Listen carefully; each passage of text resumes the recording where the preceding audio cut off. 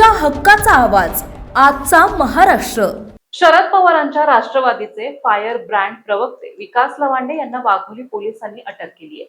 मध्यरात्री पोलीस थेट लवांडेंच्या घरी पोहोचले आणि त्यानंतर लवांडेंनी थेट पोलिसांच्या गाडीतूनच फेसबुक पोस्ट लिहित पुणे पोलिसांवर गंभीर आरोप केले।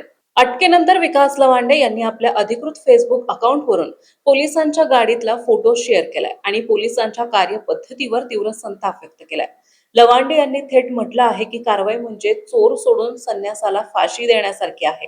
माझ्यावर जीवघेणा हल्ला करणारे आरोपी मोकाट फिरत आहेत, पण वाघोली पोलीस एका खोट्या फिर्यादीवरून कसलाही पुरावा नसताना मला अटक करायला आले, असा गंभीर आरोप लवांडेंनी केलाय। लवांडेंनी आपल्या पोस्टमध्ये मध्यरात्री घडलेल्या थराराचा उल्लेख केलाय। त्यांनी विचारलंय की पोलीस मला फोन करू शकले असते, मी काही फार किंवा माफीर नाही, मग रात्रीच्या वेळी माझ्या घरी जाऊन कुटुंबाला घाबरवण्याचा प्रयत्न का करण्यात आला?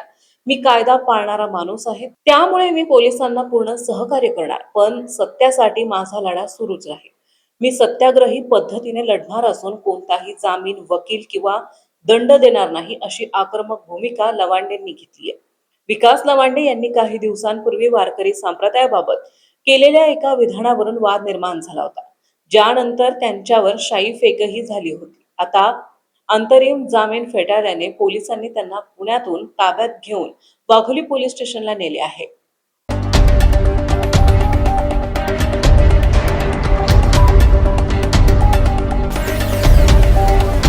तुमच्या हक्काचा आवाज आजचा महाराष्ट्र।